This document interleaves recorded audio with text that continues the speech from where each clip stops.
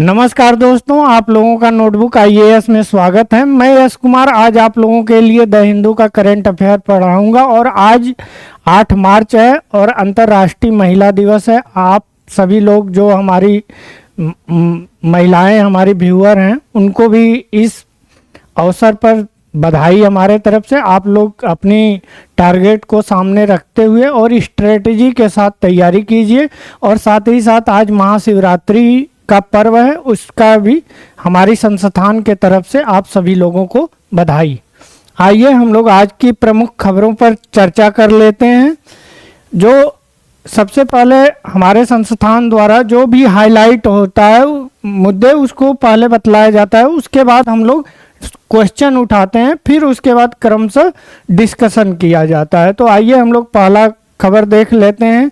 SC to consider contempt plea या against SBI. आप लोग जैसा जानते हैं इलेक्टोरल बॉन्ड को लेकर एसबीआई से सुप्रीम कोर्ट ने यह कहा था कि 6 मार्च तक आप इसका पूरी जानकारी इलेक्शन कमीशन ऑफ इंडिया को दीजिए। और इलेक्शन कमीशन ऑफ इंडिया को यह कहा गया था कि 13 मार्च को जो है कि आप इसकी सारी जानकारी जो है आप अपने साइट पर प्रकाशित कीजिए कि किसके द्वारा बॉन्ड खरीदा गया है, यानी कि कौन डोनर है और कौन सी पार्टी, राजनीतिक पार्टी इसको रिसीव कर रही है, ताकि यह मालूम चले, सूचना यह मालूम चले कि किस पार्टी को कितना धन और किसके द्वारा दिया गया है। तो इस खबर को भी हम लोग देखेंगे।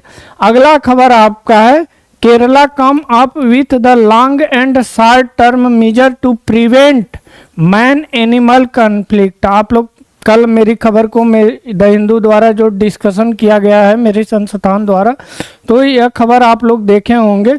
उसमें केरला जो गवर्नमेंट है वह आपका शॉर्ट टर्म और लॉन्ग टर्म दोनों आपका मेजर मानक बना रही है, ताकि जो ह्यूमन मानव और जो एनिमल जानवरों के बीच में जो संघर्ष बढ़ रहा है उसको कैसे रोका जाए। उसके बाद आपका है अगला खबर है a bold step toward the cervical cancer free future. जो सर्वाइकल कैंसर होता है उसके संदर्भ में है कि उसके फ्री मतलब उससे पूरा विश्व जो है कैसे फ्री किया जाए, उसी के संदर्भ में कुछ देशों का मॉडल प्रस्तुत किया गया है। और साथ ही साथ WHO द्वारा जो मानक बनाया गया है और भारत के जो पड़ोसी देश हैं उनको भी लेते हुए वह डिस्कशन किया गया है। और भारत के संदर्भ में भी कुछ राज्यों को लेकर बतलाया गया है, तो उसको भी हम लोग डिटेल में देखेंगे। आइए अगला हम लोग देख लेते हैं। Government rise MSP for raw jute by 285 2024-25 2024-25 के लिए MSP का मूल्य जूट का जो रॉ मटेरियल होता है उसके लिए निर्धारित किया गया है। आप लोग जैसा जानते हैं कि जो CACP है वह रिकमेंड करता है सरकार को, और CCA की बैठक होती है उसमें यह डिसीजन लिया जाता है कि कितना प्राइस तय किया जाए। उसी के अनुसार वह एक मिनिमम सपोर्ट प्राइस होता है, जो कि सरकार यह गारंटी देती है जितने भी प्रोड्यूसर होते हैं, किसान होते हैं, उस चीज़ के उत्पादक होते हैं कि अगर इससे कम प्राइस आती है, मैं जो मानक निर्धारित कर रहा हूँ उससे कम आती है, तो उतनी कीमत पर मैं खरीदने के लिए तैयार हूँ। जानते हैं ये आप लोग कि एग्रीकल्चर जो सेक्टर है उसमें डिमिनिशिंग रिटर्न होता है। डिमिनिशिंग रिटर्न का यही तात्पर्य है कि प्रोडक्शन आपका एक साल हो सकता है खूब हाई हो, फिर उसके बाद लो हो जाए, फिर हाई हो जाए, तो ऐसी स्थिति देखी जाती है। तो इसी स्थिति को देखते हुए गवर्नमेंट या अंतर्राष्ट्रीय या राष्ट्रीय स्तर पर देखा जाए तो MSP जैसे मानक वहाँ पर बनाए गए हैं। और समय समय पर कुछ देशों में क्या होता है कि उस मानक को आपको बढ़ाया घटाया जाता है, जबकि भारत में यह है कि हमेशा उसमें इंक्रीज किया जाता है, क्योंकि भारत में जो मार्जिनल किसान है या तो हम कहें सीमांत किसान, उनकी जनसंख्या काफ़ी ज़्यादा है। और एक भारत का जो एग्रीकल्चर है वह मेरुदंड के रूप में है और यह आजीविका का प्रमुख साधन भी है। अगला आपका खबर है centre to rope ISRO to provide internet in 80 remote tribal state. जो इसरो है और आपका ministry of tribal affair Bharat सरकार, जिसके अर्जुन मुंडा इस समय मंत्री हैं, और उन्होंने इसरो के साथ मिलकर जो ट्राइबल 80 ट्राइबल विलेज हैं, हम जिक्र करेंगे, अंदर देखेंगे कि कौन कौन से राज्यों में यह विलेज हैं जिनको आपकी इसरो के साथ मिलकर इंटरनेट प्रोवाइड कराया जाएगा, जो कि हेल्थ, एजुकेशन और अन्य सोशल डेवलपमेंट, ई गवर्नेंस हो गया वैसे क्षेत्रों में, ताकि आपको यह जानना जरूरी है कि क्या क्या विकास कार्य कैसे चलाया जा रहा है। अगली खबर आपका है, former president of Sri Lanka Gotabaya Rajapaksa turn author defence regime. जब वह रक्षा मंत्री थे उस समय उन्होंने, उनके रिजीम में जो घटनाएं घटी थी, आप लोग जानते हैं श्रीलंका में क्राइसिस हुआ था, फिर राष्ट्रपति भवन में सब वहाँ की पब्लिक इंटर कर गई थी, और करने के बाद बहुत भयावह स्थिति हुआ और वहाँ से सभी जितने भी राजनेता प्रमुख थे उनको देश छोड़ना पड़ा था, बहुत आपात स्थिति आ गई थी। तो उसी को स्थिति को राजपक्षे ने अपनी बुक के द्वारा लिखा है कि क्या कारण था इसमें, तो उस पर भी हम लोग देखेंगे, उस बुक को देखेंगे मेनली, क्योंकि ऐसी बुकें जो आती हैं तो कभी कभी जो एग्जामिनर एग्जाम सेट करते हैं तो वह एक ऐसी बुकों का नाम और उसके लेखक पूछ देते हैं या लेखक दे देते हैं और उनके नाम पूछ देते हैं कौन सी बुक लिखी गई है। अगला आपका खबर है, 200 people mostly women and children abducted by extremist in Nigeria. यह यूएनओ का खबर है। यूएनओ ये कह रहा है कि जो नाइजीरिया है उसमें 200 जो लोग हैं उसमें ज़्यादातर महिलाएं हैं, और उस महिलाओं को और बच्चों को बंधक बनाया गया है किसके द्वारा, जो वहाँ पर चरमपंथी गुट हैं उनके द्वारा। अगली आपकी खबर है, 2 Philippines among dead in the Houthi attack. जो आप लोग जैसा जानते हैं यमन का यह रिवल ग्रुप है, यह वहाँ के गवर्नमेंट से कोई मतलब नहीं है।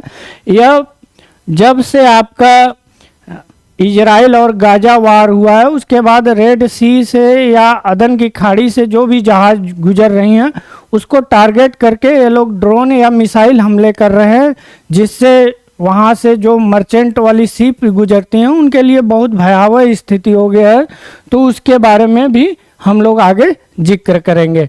अगली मोस्ट इम्पॉर्टेंट आपके लिए खबर है, Sweden officially join NATO after completing it's assassination process. जो आपका स्वीडन है वह आपका नाटो से जुड़ गया है। हम लोग देखेंगे कि नाटो की स्थापना कब हुई थी और यह कौन से नंबर का देश बना है, और नाटो में एक आध दो आर्टिकल जो महत्वपूर्ण है उस पर भी हम लोग जिक्र करेंगे।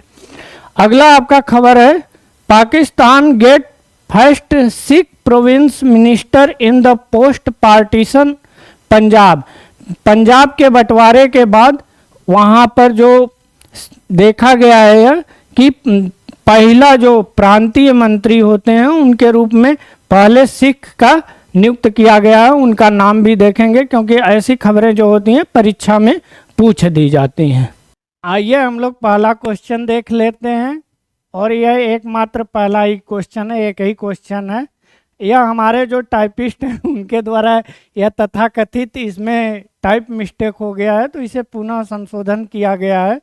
तो यह आपका क्वेश्चन है, जूट के लिए एमएसपी बढ़ाकर कितना किया गया है, और आपका ऑप्शन ए है 5200 पर क्विंटल, और बी जो है आपका ऑप्शन है वह 5300 पर क्विंटल है, और सी आपका ऑप्शन है 5335 क्विंटल, और डी आपका ऑप्शन है 5500 क्विंटल। तो इसका जो आंसर आपको मिलेगा वह अंदर जब आर्टिकल मैं पढ़ाने लगूंगा उसी समय आपको इसका उत्तर मिलेगा। आइए हम लोग आगे बढ़ते हैं। उससे पहले मैं आप लोगों से आग्रह करता हूं कि आप लोग हमारे चैनल को ज़्यादा से ज़्यादा सब्सक्राइब कीजिए, लाइक कीजिए और अपने दोस्तों में शेयर कीजिए, क्योंकि आप लोग यहाँ देखिए हमारे जो नॉट सब्सक्राइबर व्यूअर हैं, जो वे लोग बिना सब्सक्राइब किए हुए चैनल देख रहे हैं, तो उनका हमारा आग्रह है कि वह चैनल को सबसे पहले सब्सक्राइब करें और लाइक करें और इसे दोस्तों में शेयर करें, ताकि हम लोगों का मनोबल लगातार बढ़े और हम लोग एक अच्छे कंटेंट को लाते हुए आप लोगों के सामने अच्छी से अच्छी चीज़ें प्रोवाइड करें और आप उतना ही लाभान्वित हों। आइए हम लोग आगे बढ़ते हैं। पहली खबर जो है आपकी, SC to consider contempt plea against SBI. आप लोग जैसे जानते हैं फरवरी के मध्य में जो आपका एक सुप्रीम कोर्ट के संविधान पीठ द्वारा एक डिसीजन आया था, जो 2018-19 से ही विवादों में रहा, जब से वह आया था इलेक्टोरल बॉन्ड को लेकर। और यह जो था इसमें पारदर्शिता की बहुत ज़्यादा कमी थी, और पारदर्शिता की कमी इन सेंस थी कि जब वो यह बॉन्ड खरीदा जाता था तो यह जो एसबीआई है उसकी 26 शाखाओं से खरीदा जाता था अक्रॉस द इंडिया। तो यह किसी भी व्यक्ति के द्वारा खरीदा जाता था और खरीदने के बाद इसको पॉलिटिकल पार्टी जिनके फेवर में यह खरीदा जाता था उनको 15 दिन के अंदर यह भजा लेना होता था, यानी नकद कर लेना होता था।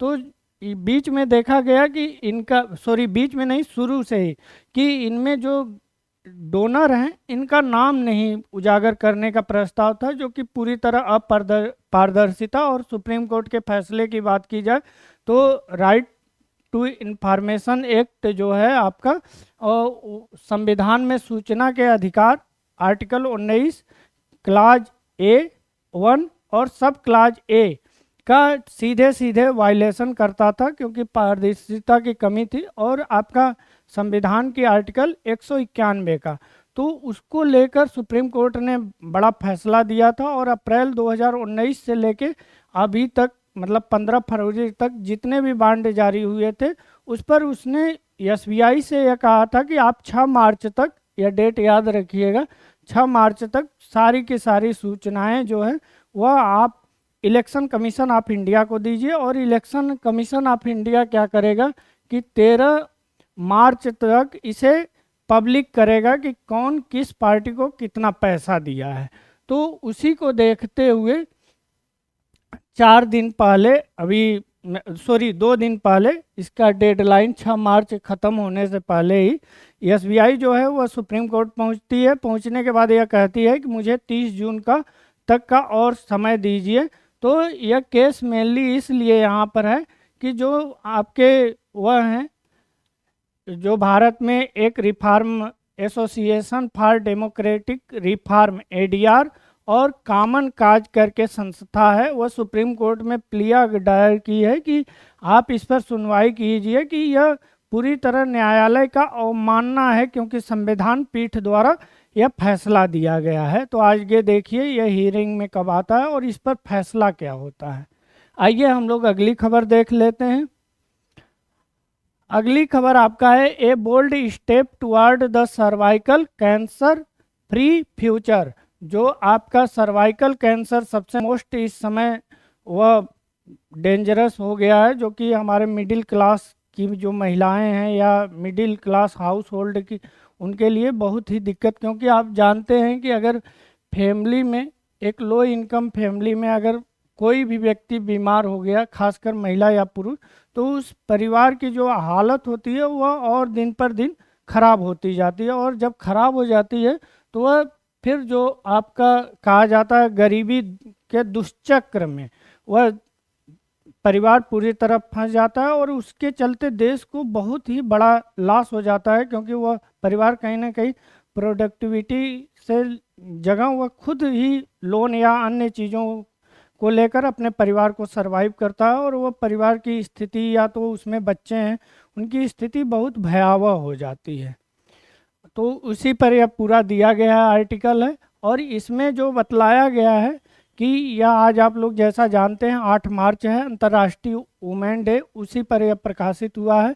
भारत सरकार का जो अंतरिम बजट अभी पेश किया गया है, अंतरिम बजट वह बजट होता है जब कुछ समय के लिए या चुनाव उनाव होता है पास में, तो उतने दिनों के लिए वह चलाने के लिए सरकार को वित्त की आवश्यकता होती है और उसके लिए बजट, तो उसी बजट को जो फॉर्मेट में पेश किया जाता है उसी को आप अंतरिम बजट कहते हैं। इसको आप लोग डिटेल में अगर पूर्व के वीडियो देखे होंगे तो उसमें एकदम डिटेल से मैं बतलाया हूँ कि अंतरिम बजट क्या होता है, तो उसको आप देख सकते हैं। तो यहाँ पर जो है 2024-25 में has emerge the breakfast hope for the particularly in the women health, जो महिलाओं की हेल्थ है उसके लिए यह बहुत ही आप आशा के किरण के रूप में एक तरह से अंतरिम बजट उपजा है। और यहाँ पर जो बात की गई है सर्वाइकल कैंसर की बात की गई है, और यहाँ इनकरेजिंग जो मोदी गवर्नमेंट है यह support in encouraging the vaccination of the girl from 9 to 40 year, जो 9 वर्ष से लेकर 14 वर्ष की लड़कियां हैं उनको वैक्सीनेशन करने का प्लान है ताकि जो सर्वाइकल कैंसर है उसे रोका जा सके। फिर आपका आगे है 90-70-90 टारगेट ग्लोबल प्रोग्राम। यह जो है 90-70-90 है, यह ग्लोबल प्रोग्राम है और इसका हम लोग आगे, अगर हम मेरा पूर्व का वीडियो आप लोग देखे होंगे तो इसमें मैं डिटेल से बतलाया हूँ कि इसका क्या है। आगे फिर हम लोग अभी देख लेते हैं कि जो भारत में देखा गया है 1,27,000 जो केसेज हैं वह देखी जाती हैं और करीब 80,000 डेथ जो होता है वह एनुअली भारत में होता है, और यह सेकंड नंबर का लार्जेस्ट है ब्रेस्ट कैंसर के बाद आपका। तो उसमें आगे जो है इसका जो आउटकम है, जो WHO वर्ल्ड हेल्थ ऑर्गेनाइजेशन द्वारा यह आउटलाइन दिया गया है 90-70-90 टारगेटेड बाय 2030। इसमें 90% of girl be fully vaccination. अगर मान लीजिए कोई देश है जहां WHO या ऐसे मामले ज़्यादा आ रहे हैं तो पूरी जो वहाँ की महिला पॉपुलेशन है, लड़कियों की संख्या है, उसमें से 90% लड़कियों को पूरी तरह टारगेट करके उनको वैक्सीनेशन देना। और फिर उसके बाद आपका जो आपका आगे की प्रक्रिया है वह आपका जो 70% आपकी टोटल महिलाएं हैं जिनका एज 35 से लेकर 45 के बीच में है, उनको स्क्रीनिंग करना, उनमें देखना कि क्या उनमें ऐसी केस डेवलप जो तो नहीं हो रहा है जो कि आपका सर्वाइकल कैंसर को लेकर है। और उन 70% में से जो महिलाएं स्क्रीनिंग के बाद पाई जाएंगी कि इनमें यह सिम्टम पाया गया है, उन्हें प्री ट्रीटमेंट दिया जाएगा जो कि आपका 90% होगा। Across the world, over 100 countries have implemented the HPV vaccination programme. वर्तमान समय में पूरे विश्व में 100 से ज़्यादा देशों में यह प्रोग्राम आपका लॉन्च किया गया है जो सर्वाइकल कैंसर के लेकर है। A study out of the Scotland the real world impact of HPV vaccine finding so that there have been no report case of the cervical cancer among women born between 1980 to 1996। इसमें यह देखा गया है कि Scotland में जो 1988 से लेके 1996 के बीच में जिन महिलाओं का जन्म हुआ है उनमें जो सर्वाइकल कैंसर के मामले थे वो एक बैग डाउन हुए हैं। और यह डाउन होने के पीछे सबसे बड़ा जो कारण था वहाँ एज आप जो आपका कहा जाए 12 से 13 के बीच में वहाँ पर वैक्सीनेशन किया गया था, जिसके चलते वहाँ सर्वाइकल कैंसर के मामले एकदम डाउन हो गए। वहीं देखा जाए अगर ऑस्ट्रेलिया में, तो ऑस्ट्रेलिया में 2007 में यह इम्प्लीमेंट किया गया था और उसको एक्सपेंड किया गया था। जो वहाँ पर लड़के थे यानी पुरुष थे उनके लिए भी, क्योंकि यह एक तरह से संक्रमण करने वाला यह मामले होते हैं, तो इसलिए इसको, और यह टारगेट जो रखा गया है एलिमिनेट करने का, ख़त्म करने का ऑस्ट्रेलिया में, वह आपका 2035 तक है। अगर बात की जाए उसके बाद सक्सेसफुल आप HPV वैक्सीनेशन कैंपेन इन रवांडा, अफ्रीका, आप लोग जैसा जानते हैं अफ्रीका रवांडा में यह वैक्सीनेशन प्रोग्राम चलाया जा रहा है और यह बहुत ही वहाँ पर सक्सेसफुल रहा है, particularly among women who participate in the catch up programme in 2011। 2011 में वहाँ पर यह देखा गया, उनकी निगरानी की गई और उसको कैच करने का, पकड़ने का यह किया गया प्रयास कि उसी पर कैच किया जाए, जो बढ़ रहा है ग्रोथ उसको डाउन किया जाए। और वहीं बात की जाए ईस्ट एशिया रीजन में, तो इसमें टोटल 11 देश हैं। 11 देशों में 6 देश, और उन देशों का अगर हम लोग नाम देख लें तो पहला आपका भूटान है, इंडोनेशिया है, फिर उसके बाद मालदीव है, म्यांमार, श्रीलंका और थाईलैंड। इन देशों में इसके बहुत अच्छे परिणाम जो सक्सेसफुल हैं वो परिणाम देखने को मिले हैं। अगर वहीं बात की जाए आपका भूटान के बारे में, तो भूटान आप लोग जानते हैं फर्स्ट लो इनकम कंट्री है, और यहाँ पर जो प्रोग्राम चलाया गया था यह 12 वर्ष से 18 वर्ष की जो लड़कियां थीं उनको वैक्सीनेशन करने का, और वैक्सीनेशन जो प्रारंभ हुआ था यह 2010 में प्रारंभ हुआ था। Achieved an initial coverage of 95% of targeted girl, जो वहाँ पर टारगेट की गई थी लड़कियाँ उसमें 95% अचीव किया गया था, और एक यह बहुत बड़ा अचीवमेंट है।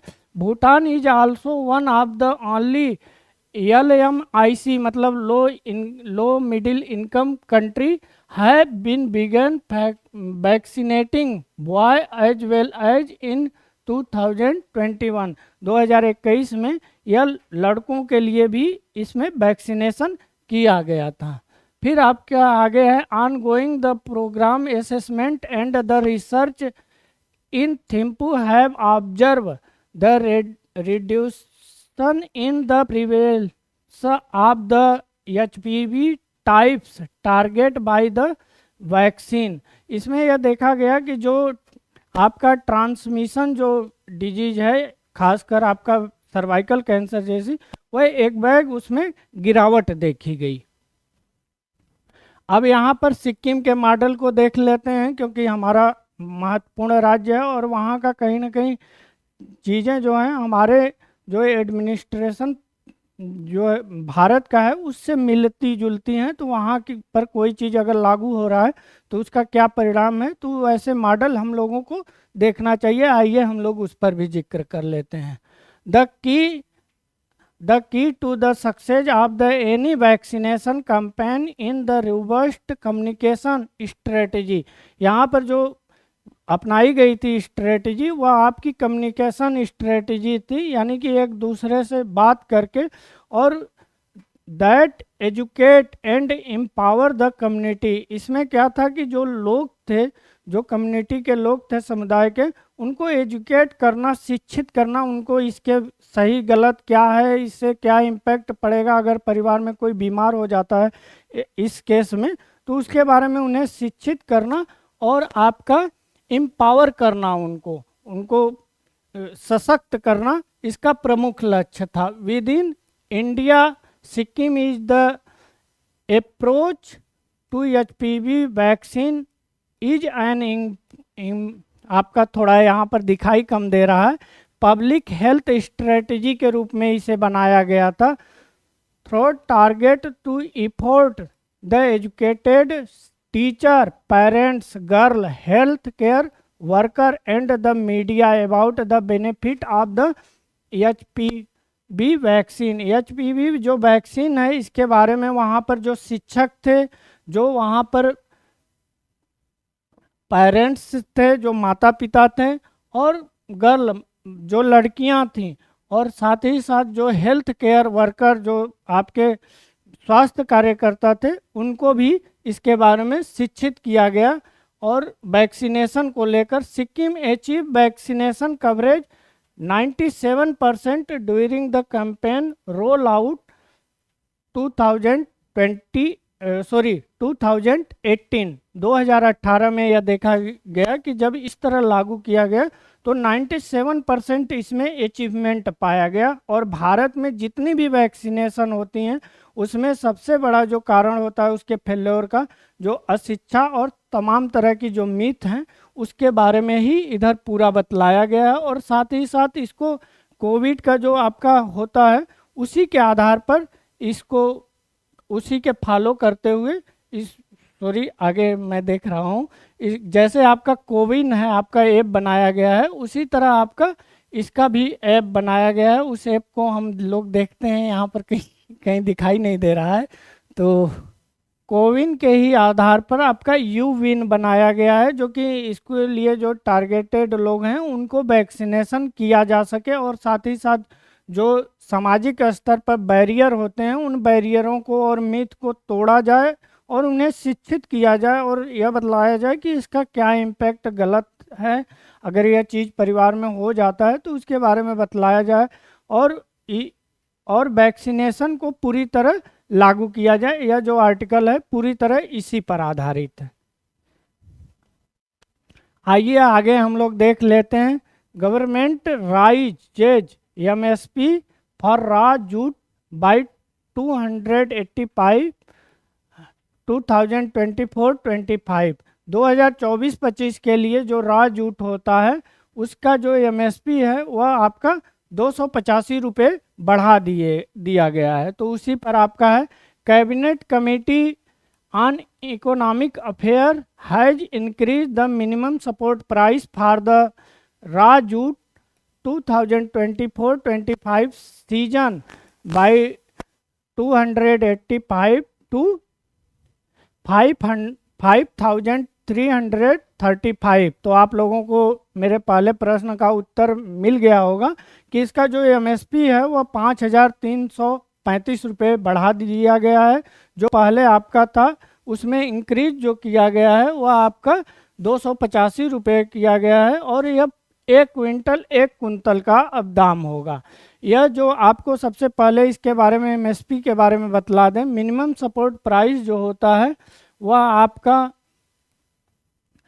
23 फसलों पर दिया जाता है और यह एक तरह का गारंटी होता है, क्योंकि आप लोग कृषि के बारे में जानते हैं कि कृषि में हमेशा जो होता है वह डिमिनिशिंग रिटर्न टाइप का। मान लीजिए इस साल प्रोडक्शन ज़्यादा हो गया फिर उसके बाद अगले साल डाउन हो गया तो इसको इकोनॉमिक भाषा में डिमिनिशिंग रिटर्न कहा जाता है। जब एक बार बढ़े फिर बाद में डाउन होता है तो ऐसी स्थिति में एग्रीकल्चर जो एक ऐसा चीज़ है जो कि आप लोग जानते हैं, जब एग्रीकल्चर में ग्रोथ ज़्यादा होता है तो उस साल इकोनॉमिक में भी ग्रोथ बहुत अच्छा देखा जाता है। क्योंकि आप लोग जानते हैं लगभग 60% जो पॉपुलेशन है भारत की वह एग्रीकल्चर पर डिपेंड करती है और इन जब फसल अच्छी होती है तो यहाँ 60% जो लोग हैं उनकी जो डिमांड है वह डिमांड बढ़ जाती है, जिससे इंडस्ट्री पर एक अच्छा प्रभाव पड़ता है।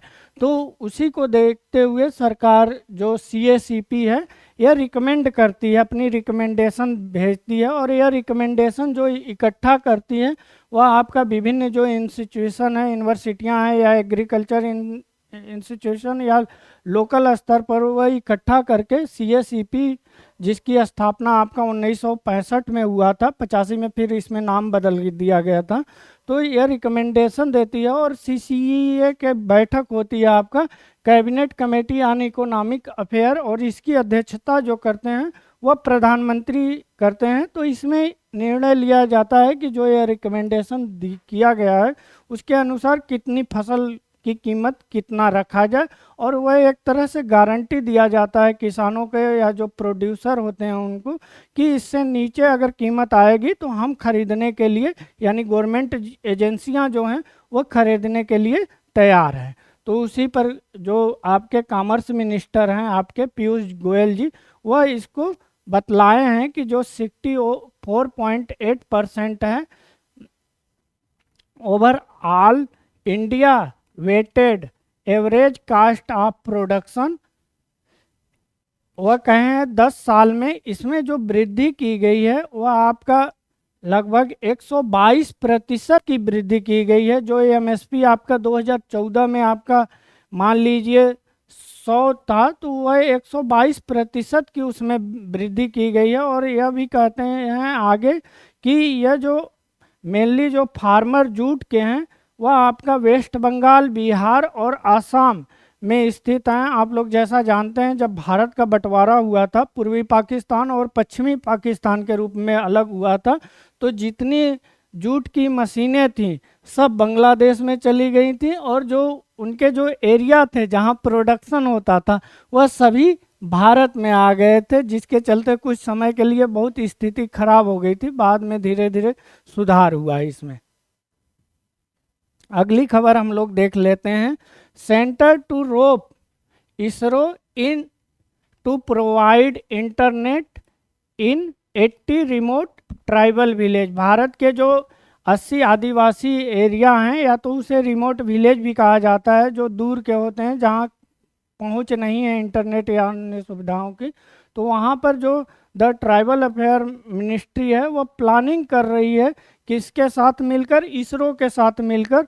और यह जो विलेज हैं वह आपके मेनली जो 80 विलेज हैं वह आपके झारखंड, मध्य प्रदेश, उड़ीसा और महाराष्ट्र में स्थित हैं। और इसके द्वारा किया जा रहा है कि जो शिक्षा, स्वास्थ्य या सोशल डेवलपमेंट से संबंधित जो भी वहाँ पर इंटरनेट के द्वारा, कम्युनिकेशन के द्वारा किया जा सके, उनमें उसको पुश किया जा सके, उसे आगे बढ़ाया जा सके, उसी पर यह पूरी खबर है। इसको आप लोग डिटेल में पढ़ लीजिएगा, मेन चीज़ मैं बतला दिया हूँ।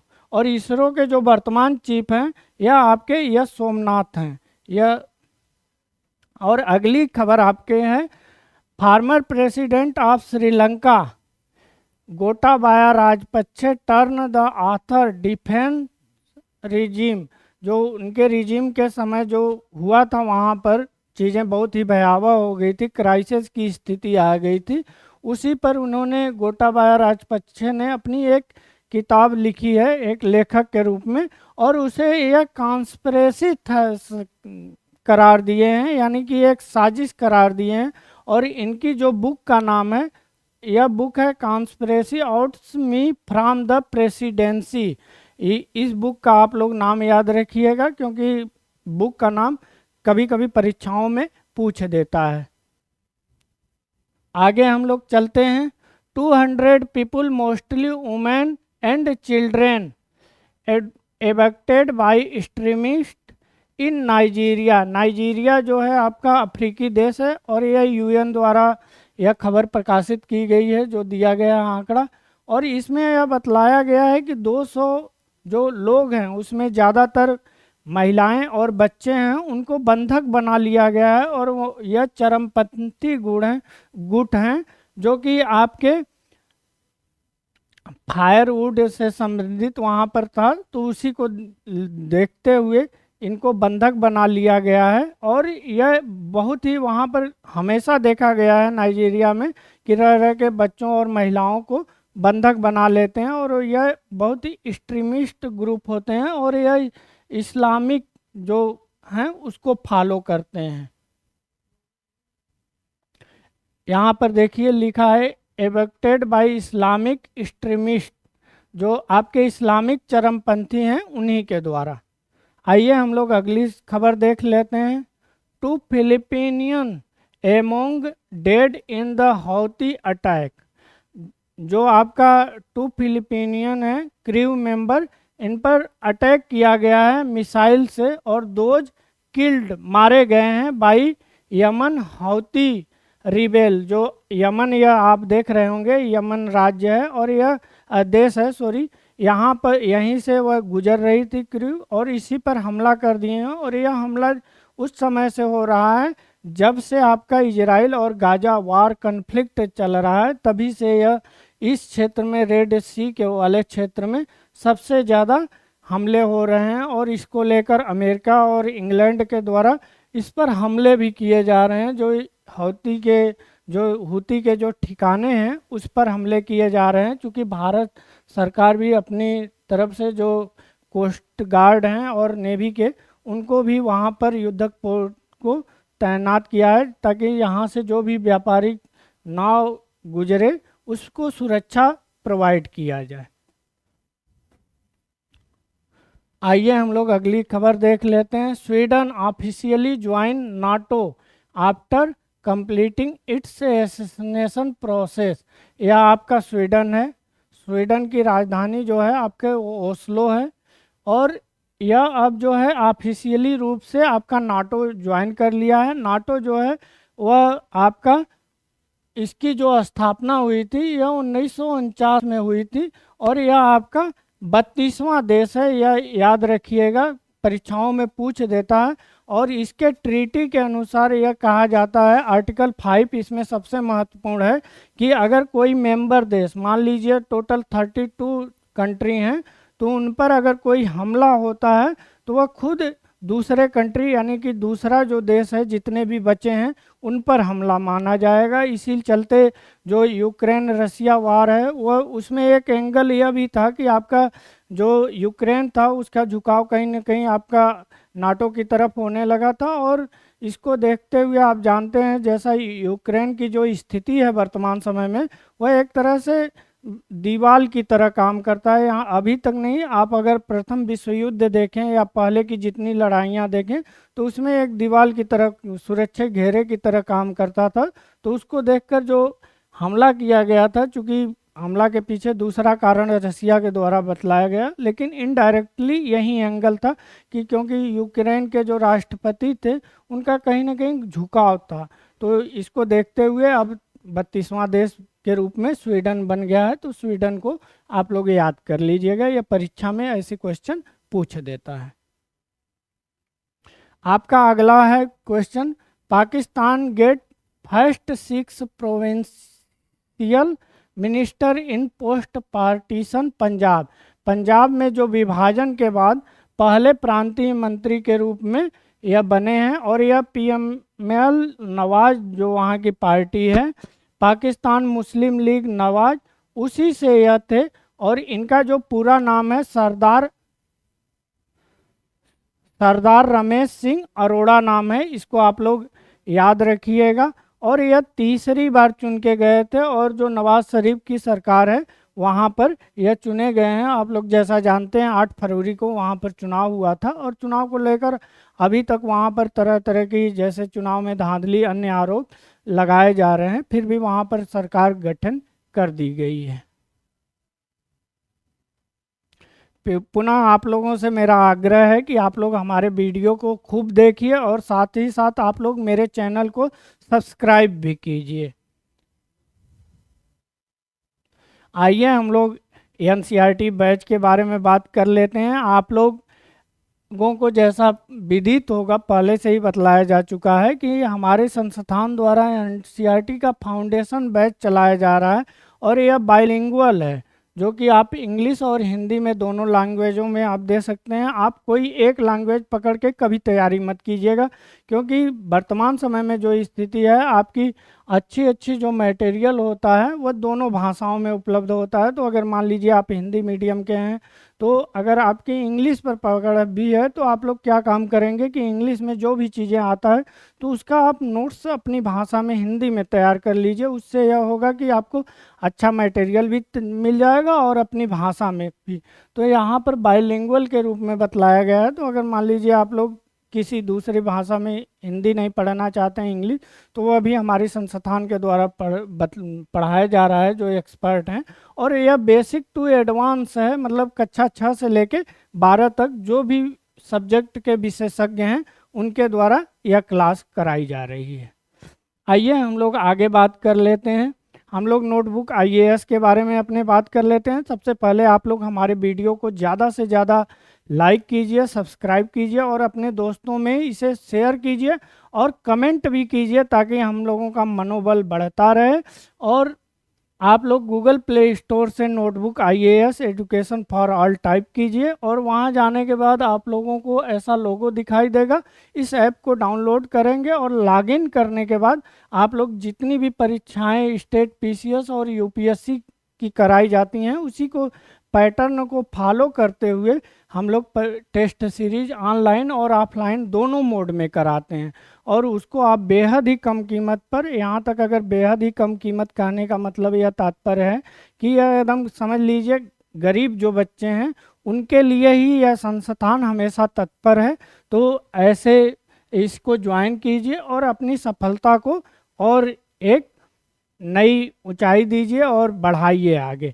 एक मैं महत्वपूर्ण सूचना देने जा रहा हूं कि मैं कुछ दिनों के लिए बाहर जा रहा हूं, उसके बाद आऊंगा तो पुनः आप लोगों की जो भी कक्षाएं, जो महत्वपूर्ण जानकारी होगा उस पर क्लास लूंगा।